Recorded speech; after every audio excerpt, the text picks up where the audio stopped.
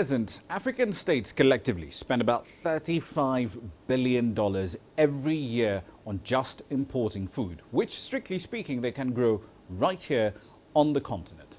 Now, if nothing is done to reverse that mass export of not just capital, but also jobs, in another decade or so, we'll be spending perhaps double that number. When I spoke earlier to the president of the African Development Bank, he explained why fixing agricultural output isn't just vital for job creation, but for poverty eradication and the future of monetary policy as well.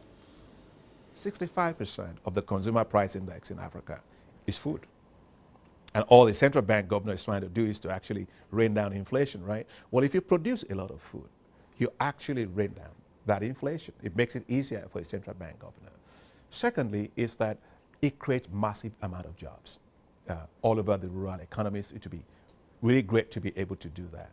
The third is that it also saves you so much foreign exchange. Instead of spending all of $35 billion a year importing food, you'll be saving that money, which is actually good in terms of macroeconomic and fiscal stabilization. Land reform, access to markets, and the quality of the trade deals that we strike within Africa and with our exporting markets, those are two extremely important issues when it comes to unlocking the potential in agriculture. And land tends to be an extremely emotive issue right across sub-Saharan Africa. What's the bank doing on that? We have land that is assets, is sitting there, is not being unlocked. And that is what needs to change. A lot of it is communal lands. As part of it is customary land rights. And I think what is important is to create a more modern agricultural sector that will allow those smallholder farmers to be able to produce, have access to productivity enhancing technologies, produce, have a surplus, feed themselves, have a lot more, and be able to export and have people that will provide markets for them. Nobody wants to be poor, right? But if you create the enabling environment, I think that we can lift hundreds of millions of people out of poverty. But the land situation will need to be addressed. And that's a question of what? Land laws, land policies? And I think some of it is already happening in some countries. I take a look at Ethiopia. It's doing a very good job in terms of how it manages its land registration and also land titling. Rwanda is probably the one that's gone furthest in Africa. They've actually registered all the lands in parcels of land in Rwanda, and they have a digital database of that. Ghana is also following in that suit. That then leads us to a conversation about standards, because one of the things that we often run into is you'll have Tanzanian farmers who tend to have a surplus, say in maize, for example, trying to export the produce across the border into Kenya, and the Kenyan authorities say, no, this doesn't meet this standard and this standard and this standard. And there's a lot of, we have this patchwork quilt of phytosanitary standards right across Africa. What do we need to do to get just one standard set right across, say, regional economic blocks? SADC has one standard, the East African Community has another one, and so on. There are two kinds of standards that I've developed. One is a private sector managed standards, supermarkets-driven standard. And there's also the government side in terms of standards. So those two things are very, very important.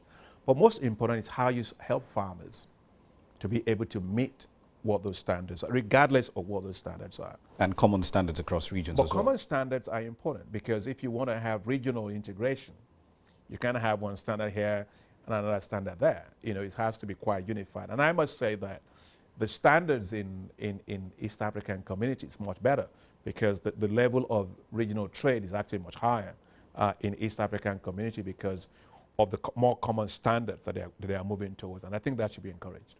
Can Africa be food secure without using genetically modified food? Or is that an argument that the AFDB is essentially agnostic on? Literally everything that you and I eat today is already genetically modified. When you have chicken that gets to the table in just a couple of weeks, how do you think it gets there?